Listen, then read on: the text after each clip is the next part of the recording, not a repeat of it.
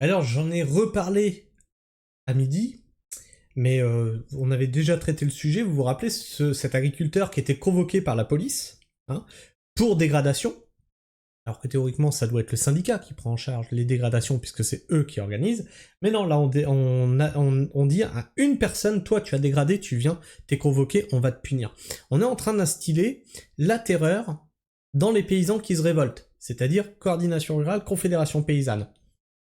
Et on laisse tranquille la FNSEA qui dit oui, alors on va peut-être bouger au mois de novembre, on va peut-être faire une manifestation avec courtoisie, on va peut-être enlever des panneaux, faut qu'on retrouve la clé de 17, on sait toujours pas où elle est. Il y a Dédé là, il est parti la chercher, ça fait une semaine, on l'a pas revu, il s'est perdu, on sait pas. Et Arnaud Rousseau qui nous dit non, il est pas encore l'heure. Non, mais non. Non, vous savez pas. Non, il est pas encore l'heure. C'est pas le moment. C'est pas le bon timing. Il faut attendre mi-novembre. Pourquoi mi-novembre? Arnaud, tu peux nous dire qu'est-ce qu'il y a à signer jusqu'à mi-novembre? Est-ce que tu peux nous expliquer tout ce qui a été signé depuis septembre avec l'Europe? Tu peux nous dire? On l'a un peu traité sur la chaîne. Allez, dis-nous. Et là, donc, l'agriculteur convoqué ne s'est pas présenté à la convocation des policiers. Puis pareil, hein, on a eu des descentes de policiers, de gendarmes dans des fermes. C'est pareil, on joue l'intimidation. Vous voulez vous révolter, vous allez être maté. C'est ça le message qui est envoyé par l'État. Laissez la FNSEA faire son théâtre et foutez le camp en fait. C'est ça le message qui est en train d'être passé. Étrangement, la Confédération paysanne et la coordination rurale sont jaunes. Comme une certaine révolte populaire qui était en jaune aussi, qui a été matée et réprimandée. C'est bizarre. Coordination rurale, les agriculteurs n'ont pas répondu à la convocation des policiers bordelais. Le syndicat agricole se dit sur le qui-vive et prêt à bouger si des interpellations sont ordonnées. Le contraire eût été une surprise. La CR 47, donc la coordination rurale 47, avait annoncé que les agriculteurs convoqués dans le cadre des manifestations du 11 mars 2024 par les policiers de la division criminalité territoriale, la DCT, de Bordeaux, n'y répondraient pas. Ce mercredi 16 octobre, aucun des 4 paysans identifiés par les policiers de Lot-et-Garonnais et de Gironda n'ont donc pointé le bout de son nez au commissariat de Bordeaux pour y être interrogés sous le régime de la garde à vue. Désormais, la balle est dans le camp du parquet de Bordeaux, qui voit le syndicat agricole défier son autorité. Ne pas se présenter à une convocation n'est pourtant pas neutre, puisque l'article 434-15-1 du Code pénal énonce clairement les sanctions. Une amende allant de jusqu'à 7 500 € et une peine de prison pouvant aller jusqu'à 6 mois. Vous voyez, là on intimide. Rends compte ce que tu peux risquer? Alors, pour rappel, ils ont dégradé une fontaine en mettant du lisier dedans. Oh là là, les délinquants. On rappelle le nombre de vitrines pétées quand il y a eu les manifestations des personnes qui descendaient des cités? On rappelle le nombre de magasins pillés? On rappelle les feux arrachés?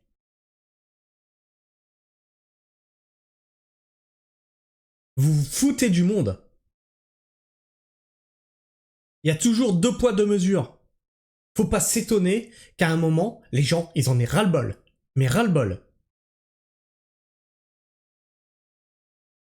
Rappelons que la justice souhaite interroger les 4 agriculteurs dans le cadre des dégradations commises cet hiver au niveau du miroir d'eau, du conseil régional et de la cité mondiale. Le parquet de Bordeaux n'a pas beaucoup d'options. Elle peut les convoquer à nouveau et subir un nouvel échec, ou bien procéder à des interpellations. Bah oui, ils vont encore descendre à 30 gendarmes dans les fermes. Ça rappelle quand même une certaine période sombre de l'histoire, ça. Hein? Une certaine police qui collaborait. Elle s'y est déjà aventurée, en Lot-et-Garonne, il y a 10 ans. 7 militants avaient ainsi été interpellés au petit matin au moyen d'un dispositif de gendarmerie conséquent. Voilà. Dans l'affaire des cèdres du lycée agricole de Saint-Livrade. Ce qui, à l'époque, avait déjà chauffé les esprits des syndicalistes. Et là, on n'est pas sur la même tambouille, là. Là, on est sur des agriculteurs qui sont à bout. C'est-à-dire que les agriculteurs sont en train de crever. On a 2 Suisses.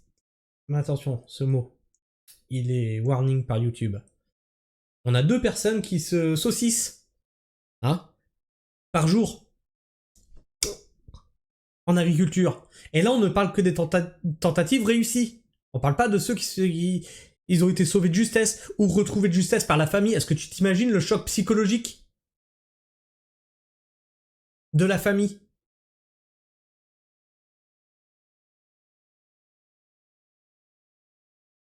On est sur des agriculteurs qui ne peuvent plus vivre de leur métier. C'est soit ils se révoltent pour pas crever, puis on les fait, voilà, on les interpelle, donc voilà, ou on les descend. Hein, on sait pas au bout d'un moment. Ça va aller jusqu'où? Jusqu'à leur tirer dessus? Ou de toute façon ils meurent, quoi qu'il arrive. Mais dans le contexte actuel, cette option, si elle est retenue, pourrait être, selon José Pérez, coprésident de la CR47, pardon, l'étincelle qui met le feu aux poudres. Ah oui, non mais là c'est un feu de paille. Hein. Là on a de la paille, on a un briquet, allumez-le. Ah bah ça va partir d'un coup là. Et la FNSEA elle dira oui, non, pas avant novembre. C'est une ligne rouge à ne pas franchir, insiste-t-il d'une voix blanche. Nous ne sommes pas contre le fait d'être auditionnés, rappelle le syndicaliste. Alors attention, parce que pour rappel, jusque-là, les agriculteurs respectent les forces de l'ordre. Vous pouvez dire ce que vous voulez, mais jusque-là, les agriculteurs se sont laissés interpeller. La coordination rurale qui allait réellement bloquer Rungis s'est laissée interpeller, pendant que la FNSEA jouait sa pièce de théâtre. Ils ont respecté les forces de l'ordre. Je sais pas, moi j'ai l'impression que ça va vraiment tourner vinaigre, cette connerie. Nous ne sommes pas contre le fait d'être auditionnés, rappelle le syndicaliste. Mais premièrement, concernant le monde agricole, il y a d'autres priorités. Et deuxièmement, si nos paysans sont entendus, ce sera chez nous, en Lot-et-Garonne. On ne veut pas d'interpellation à l'aube. Nous avons avisé les autorités du département, le préfet en premier lieu, ainsi que le colonel de gendarmerie. Nous sommes sur le qui-vive et en contact quotidien avec les agriculteurs provoqués. S'ils ne nous répondent pas un matin, ça part. Très bien encore, José Pérez. Il ne faut pas exagérer, nous sommes ici dans le cadre de dégradation matérielle, il n'y a pas eu de violence. Aujourd'hui, le monde agricole est dans une détresse bien plus grande encore que l'hiver dernier.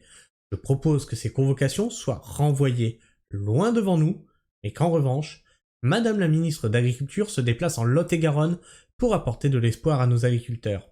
Elle peut pas, elle va salir ses escarpins Gucci. Tu vas pas la forcer à sortir de ces beaux appartements, enfin. Mais vous êtes des monstres. Oh, les collègues, vous êtes des monstres. Enfin bref, qu'est-ce que tu penses de tout ça? Est-ce que tu penses que bah c'est normal, ils devraient accepter d'être convoqués, de répondre sous le régime de la garde à vue? Est-ce que tu trouves qu'on se fout de leur gueule? Est-ce que tu trouves que bah, qui casse paye? À ce moment-là, pourquoi il y a deux poids deux mesures? Dis-moi tout ça dans les commentaires. Partage-moi ton avis, ton opinion. Partage cette vidéo, qu'on sache un petit peu ce qui se passe dans le monde paysan, ce que la justice fait à nos paysans. Non seulement l'État les déglingue, et ensuite la justice passe et puis les fauche. Je trouve que c'est normal. Non, bah partage cette vidéo, partage la chaîne, où on parle d'agriculture, d'environnement, d'écologie. Hein, si vous êtes un petit peu sensible à ces thématiques-là, bah partage la chaîne autour de toi, sachant que je suis pas un écologiste comme les autres, hein, mais je fais un vrai travail militant. Je déteste ELV, je déteste les militants écologistes tels qu'on les voit. Hein. Leur truc avec les éoliennes, leur truc avec leurs panneaux solaires, c'est de la merde. Quasiment tout leur délire, c'est de la merde. Je suis en constante opposition avec leur délire. Tu trouveras des vidéos d'ailleurs sur la chaîne qui te montrent que je suis constamment en désaccord avec ce qu'ils prônent. Et pourtant, je me revendique de l'écologie. Je prône la décroissance, je fais de l'écologie de terrain, je fais un travail militant sur YouTube, donc ma voix n'est pas entendue. Par contre, eux, ils sont toujours sur les plateaux télé. Et puis sinon, bah, tu peux t'abonner, vérifier que tu es toujours abonné, puisque YouTube arrive encore à désabonner certains d'entre vous. Likez, clocher, et puis moi je vous fais la bise. Prenez soin du sol, et restez pragmatique. Ciao.